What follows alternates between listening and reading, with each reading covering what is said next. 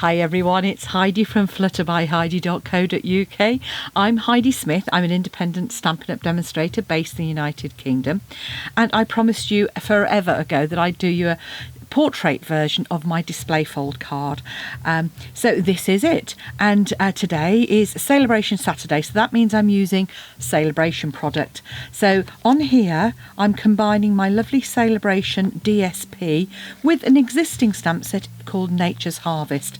Now this DSP is in the mini Celebration catalogue. You can see it here. It's called Dainty Flowers, and it is really pretty, and it does coordinate with the Dainty Delight in the mini catalogue as well, but I hadn't got that. So looking around, I had got this lovely floral stamp set called Nature's Harvest, which is one here, and I thought it went really well together. We've got these lovely echinacea flowers, some of the floral and kind of texture background images, and some super sentiments as well. And I always like to show you how you can use things with what you've got already, as well as getting some new stuff too. So if you want to get the Dainty Delight, you could choose this paper for free, and I've just created this display fold card. It stands up really nicely, as you can see there.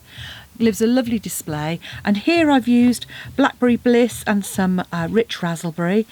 I've created that centre panel so that it does, you know, create a real display, and then on the back here is where you would add your sentiment or your comment or your note to the person you're sending it to. So there we go. So I thought, rather than using the same colourway, I was going to do a Blackberry Bliss one. I thought it looked too similar. I thought I would actually do a version using some fresh freesia, which is another one of the colours in the paper. So the paper itself, I've cut it down to 6x4 here. It's double-sided, 12x12, and you've got this one, and you've got two of these long panels on these that you can cut, make 6 card fronts. Then you've got some super background ones you can see here, some lovely leaves, more sort of, you know, floral images with quite a pale, almost textured look background, and some really pretty blushing bride floral images. These ones are similar, but sort of in the sort of pink, the rich raspberry and fresh freesia.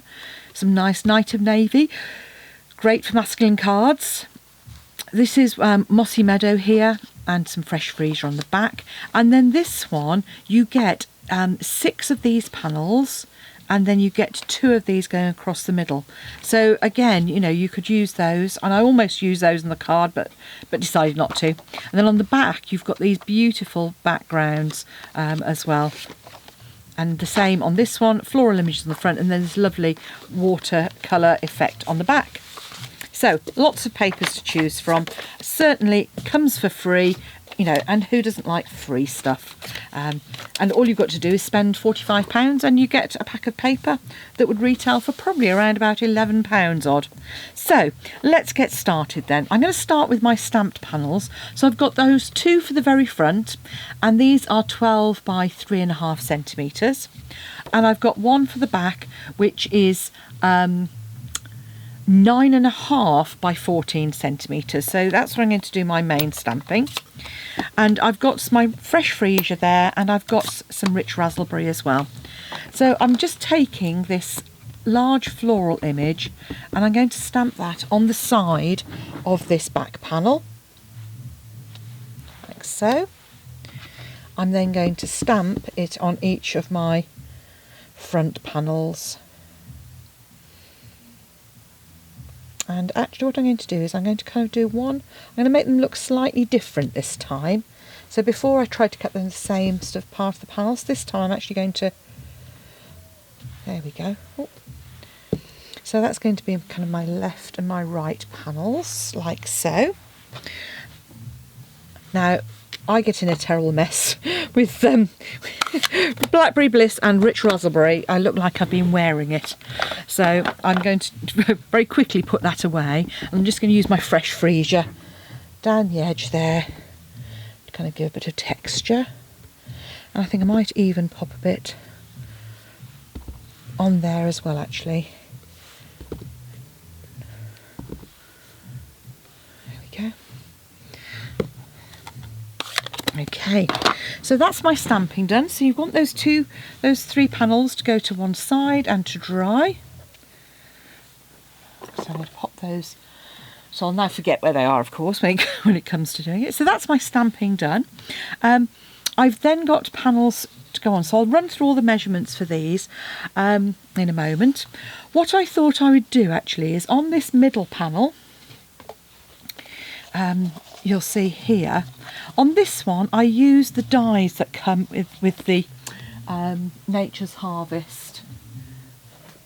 And with these, so as well as dies to cut the flowers out, you've got this lovely sort of, wheat strand, and you've got a branch, another floral image here, and this lovely echinacea flower.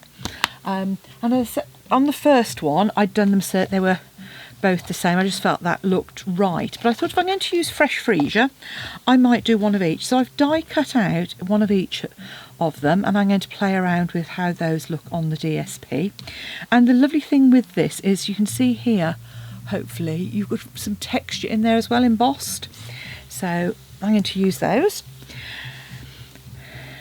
My other two panels I've got here, and I've cut some DSP. So let's start with those then. So these large panels are 5 by 13.5, and I've got two pieces of DSP which are 4.5 by 13. So I'm just going to add those to my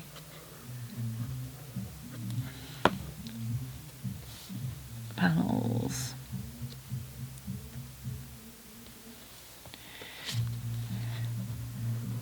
Then once I've done that,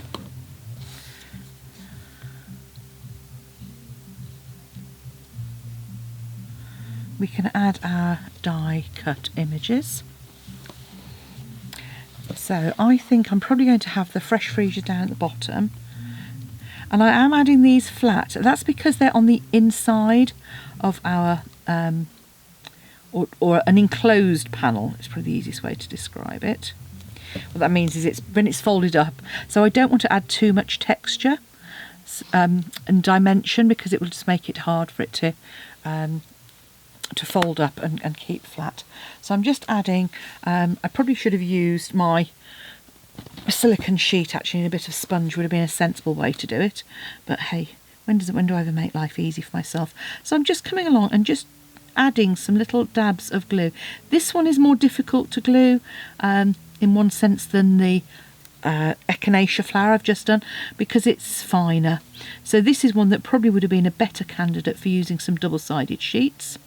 And what I mean by using my silicone mat and a sponge is you take a bit of sponge, or in fact what you can do is with the, in fact let me show, it's easier to show you than describe it. Take the wedge end of your glue and just spread that out. And this is another way of doing it really. What you then do is just dip those in. If I can, I should have put it in the middle. So there we go. That's now a sticky die cut. I'm going to pop that so it overhangs the bottom. I'm going to put my rubber mat out of the way, my silicone mat. And then once that's dry, I can trim the bottom of that off.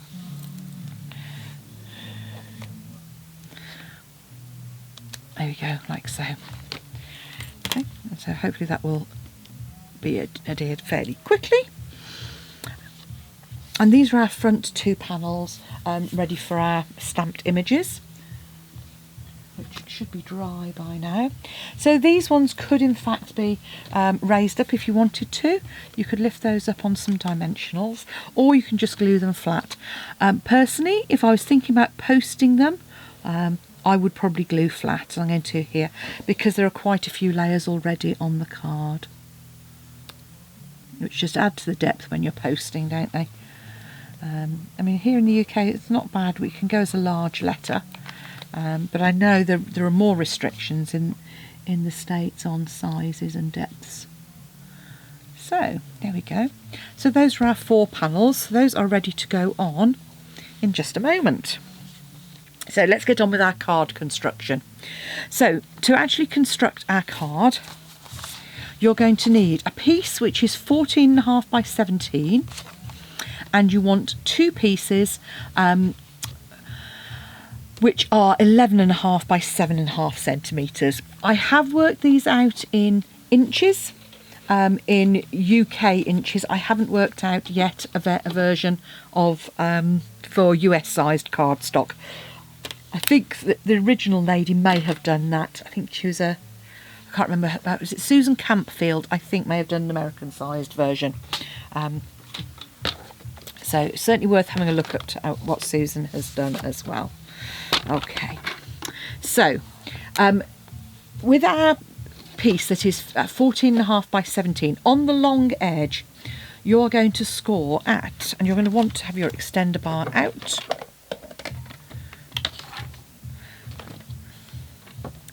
You're going to want to score at, first of all, at 1 on the right hand side, then at 3.5,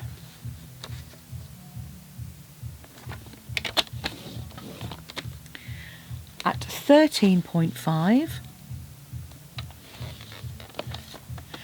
and at 16. So that's just on where that join is, or you can measure it even easier at 1 centimetre on this side. Then turn it to portrait, and you're going to mark just at 1 centimetre on each edge. So if you've got a pencil or an erasable pen, as I have here, having reached over to my desk, just make a little mark there and down here. And what you're going to do is you're going to cut up to the score line and then cut diagonally. Now it's only a shortcut, so you could do that with your scissors if you wanted to.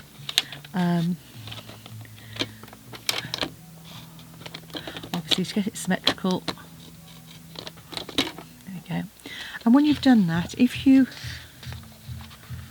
fold the little tab in and then line up between the bottom and the top of that, and just cut, and do the same on the other side.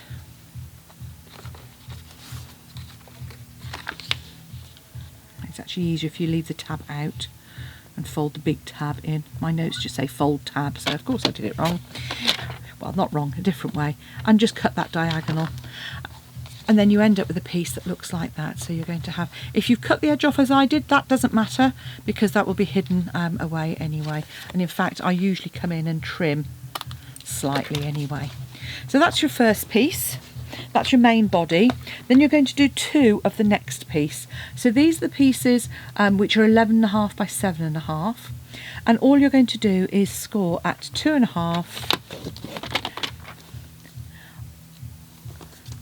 and at 5, which is 2.5 on each side. So whichever you find easiest to do in your head. So 2.5, so which is 5, and again 2.5. Whichever you find easiest. So these cards are really simple. You know, it's straight scoring and not, you know, it's not difficult, but it's just a nice way to make a card that folds up small but makes quite a statement. And then once you've done the scoring, just fold them to create a little zigzag. So always fold with the score line, reinforce those score lines, and then create your zigzag. So again on our main one, and then just fold that back on itself. Same again, fold over, and then back on itself. So now what we're going to do is, you probably see on, might be able to see on here more easily, is you're going to add your panel to the back here, and then add the panels to the front. So we're going to create our zigzag here and then put our panels on. So you can see that's just going to sit underneath that, and the same on the other side.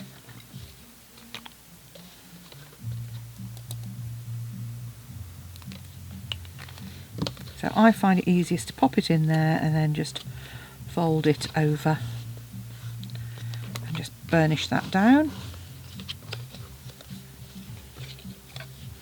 You see, and you're going to add your panels, and then the same on this side. So folding our panel out.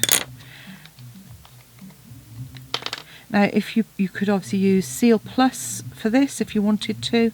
I wouldn't use Seal on it. I would use Tombow or Seal Plus to get that good level of adhesive. And if you get a little bit of Tombow squeezing out, that doesn't matter on the front there, because it's going to be covered up by our panel. So while those are sort of drying, we can add our panel to the middle.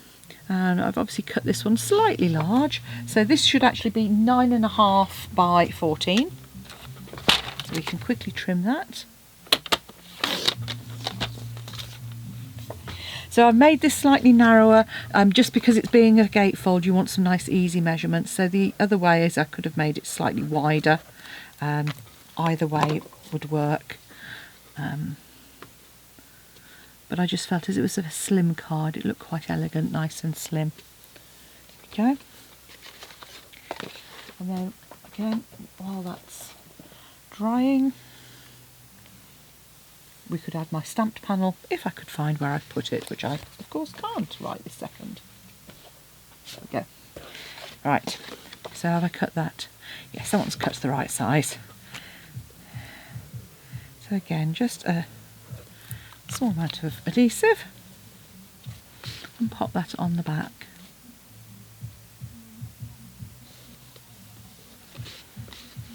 Our card's starting to take shape now, so all we need to do is add our panels here and onto the front here. So if we do those two now, so what we want to do is add our glue just onto this section here. So unusually, rather than put it on the layer, put it onto the panel. It's like you suddenly have a moment, you think, oh, have I done that right? Yes, it's okay. So I'm going to tuck that into there and just fold that over to make sure that that's flush, like so. Again, just I'm lining it up with the bottom edge of my card and into the corner of that part, so you can see it's starting to come together. And then all that remains is for our last panel to go on, and that's going to go flush with the outer edge. So again, leaving it open, out comes our adhesive.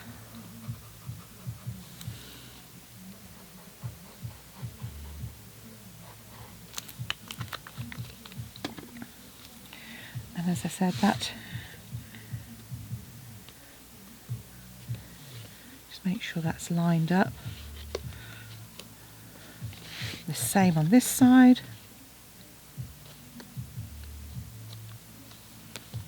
As you can see, this is our overall display fold card, which is going to be the effect that people are going to get when they do it. And actually, I've just realised what I've forgotten to do is actually colour my flowers. And all I was going to do was just drag some of the colour of the rich raspberry using a blender pen, which luckily I can do even though it's stuck down. There we go. So, best laid plans and all that.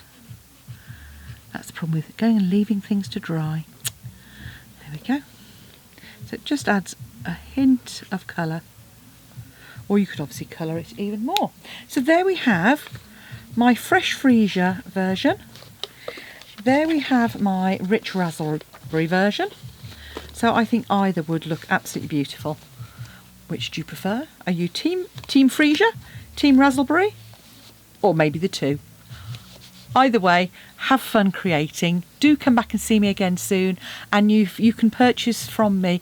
That would be really appreciated. Please select me as your demonstrator when you check out, and please hit that subscribe button and the notification bell, because then you'll be told when I next post a video. So thank you all for watching. Come back soon. Bye.